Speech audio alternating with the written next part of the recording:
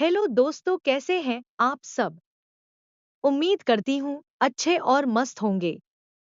आज की कहानी है मोहल्ले के भाभियों की देवर संग होली। होली केवल रंगों का त्योहार नहीं, बल्कि रिश्तों में नई मिठास घोलने और पुराने गिले शिकवे मिटाने का सबसे अच्छा अवसर भी है।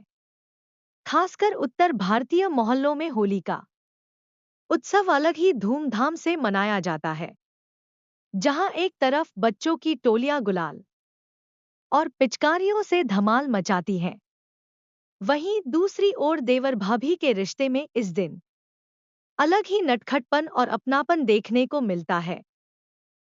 इस कहानी का मंच है एक चहल पहल भरा मोहल्ला, जहां हर घर में होली की तैयारी पूरे जोश के साथ चल रही है। मगर इस बार की होली खास है, क्योंकि इस बार मोहल्ले की भाभियों और उनके देवरों के बीच ऐसा कुछ होने वाला है जिसे पूरे मोहल्ले में सालों तक याद रखा जाएगा। यह कहानी केवल हंसी ठिठोली और मस्ती की नहीं, बल्कि रिश्तों की गरिमा, जिम्मेदारियों और समाज में व्याप्त कुछ कड़वी सच्चाइयों को भी उजागर करती है। यह कहानी दिखाएगी कि होली केवल बाहरी रंगों का नहीं, बल्कि दिलों के रंगने का भी त्योहार है, और कैसे एक देवर अपनी भाभियों के सम्मान और प्रतिष्ठा को बनाए रखने के लिए अपने दोस्ती और शरारत के बीच एक सही रास्ता चुनता है। होली की तैयारियां और मोहल्ले का माहौल।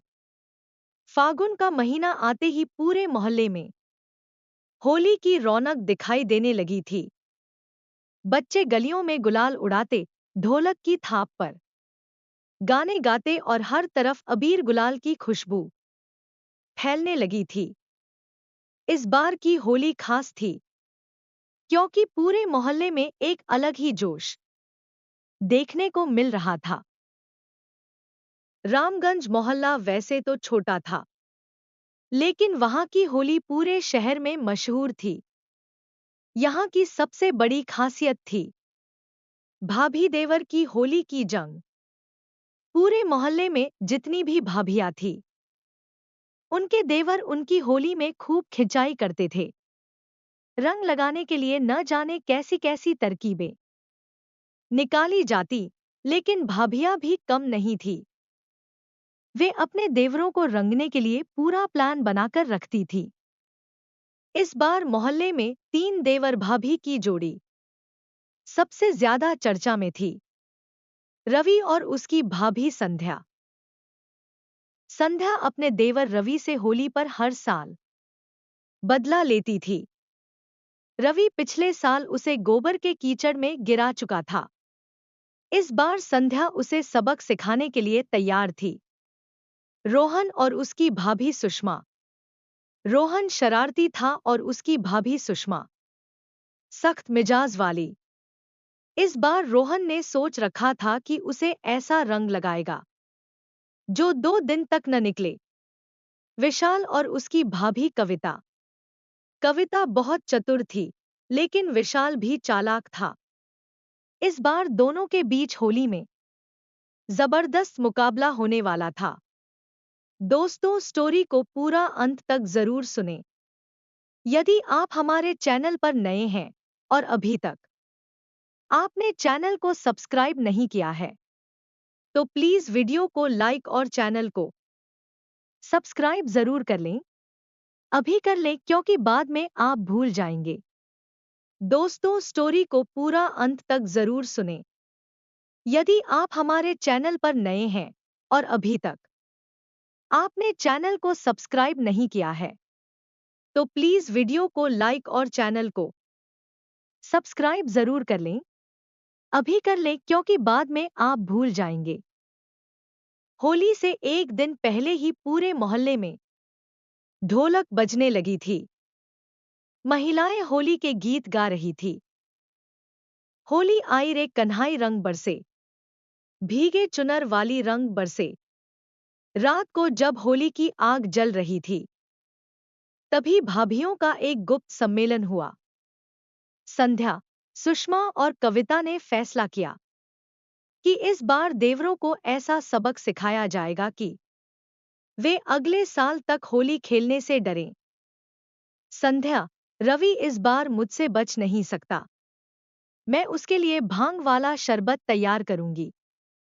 सुषमा, रोहन को तो मैं ऐसे रंग से रंगूंगी कि वह आईने में खुद को पहचान ही ना पाए। कविता, विशाल को तो मैं गीले आटे से रंग दूंगी। फिर वह खुद ही समझ जाएगा कि भाभी से पंगा लेना कितना महंगा पड़ता है। तीनों भाभियों ने मिलकर एक मास्टर प्लान बनाया। वे जानती थी कि उनके देवर उन्हें रंगने की कोशिश करेंगे, इसलिए वे पहले से ही पूरी तैयारी कर रही थी। सुबह होते ही मोहल्ले में ढोल नगाड़े बजने लगे। चारों तरफ रंग ही रंग बिखर गए। सबसे ज्यादा खलबली तब मची जब देवरों की टोली भाभियों को रंगने के लिए निकल पड़ी।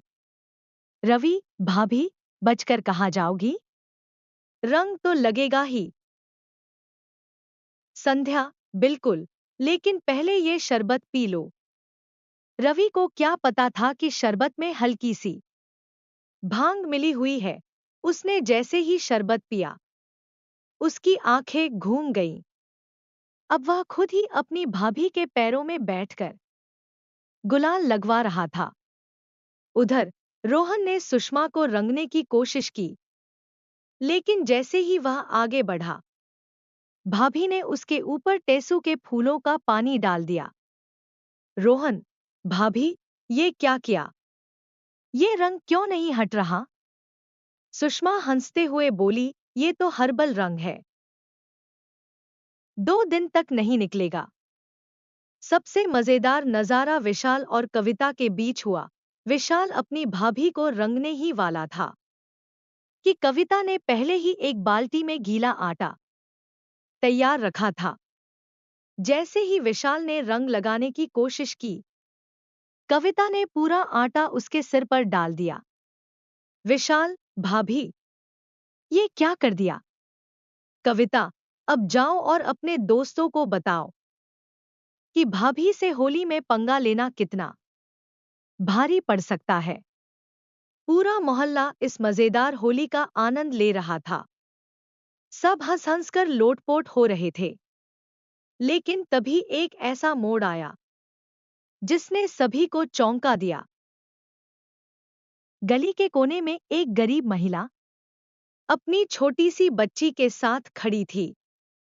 उसके पास होली खेलने के लिए रंग भी नहीं थे, नहीं खाने के लिए मिठाइयाँ। जब यह बात भाभियों को पता चली, तो उन्होंने तुरंत मिलकर उस महिला को मिठाइयाँ और रंग दिए। रवि, रोहन और विशाल भी पीछे नहीं रहे। उन्होंने अपने दोस्तों को इकट्ठा किया और पूरे मोहल्ले में यह घोषणा कर दी कि इस बार की होली केवल मस्ती तक सीमित नहीं रहेगी, बल्कि जरूरतमंद लोगों की मदद के लिए भी खेली जाएगी।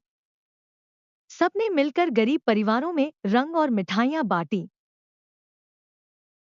मोहल्ले के लोग यह देखकर बहुत खुश हुए कि इस बार की होली सिर्फ मजाक तक सीमित नहीं रही, बल्कि एक सुंदर संदेश भी दे गई।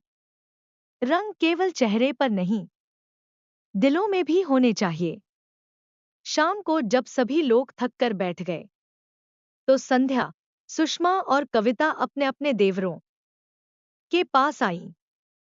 संध्या, रवि, इस बार तुमने बहुत अच्छी होली खेली। अब समझ में आया कि असली होली क्या होती है। रवि, हाँ भाभी, आज हमने जाना कि होली सिर्फ रंग लगाने का नहीं, बल्कि खुशियां बांटने का त्योहार है। सभी देवरों ने अपनी भाभियों के पैर छूकर आशीर्वाद लिया और सभी ने मिलकर गुजिया और ठंडाई का आनंद लिया। इस कहानी से हमें यह सीख मिलती है कि होली केवल मस्ती और शरारत का त्योहार नहीं, बल्कि रिश्तों को मजबूत करने का अवसर है। मोहल्ले की परंपराएं केवल मनोरंजन तक सीमित नहीं रहनी चाहिए, बल्कि उनमें नैतिकता और अच्छे संदेश भी होने चाहिए। होली का असली आनंद केवल दोस्तों और परिवार के साथ नहीं, बल्कि उन लोगों को भी खुशियां देने में है जिनके पास त्योहार मनाने के लिए साधन नहीं होते।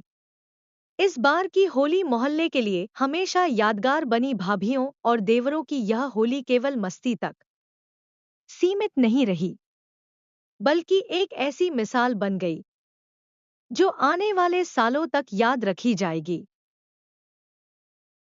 प्यारे दोस्तों, यह कहानी यहीं पर समाप्त होती है। आपको यह कहानी कैसी लगी? कमेंट बॉक्स में जरूर बताएं। अगर आपको हमारी ये कहानी पसंद आई हो तो कृपया हमारे वीडियो को लाइक, शेयर और चैनल को प्लीज सब्सक्राइब जरूर कर लें। इससे हमें मोटिवेशन मिलता है और आप तक ऐसी ही प्रेरणादायक और मजेदार कहानियां सबसे पहले पहुंचती रहेगी। प्यारे दोस्तों, नमस्कार।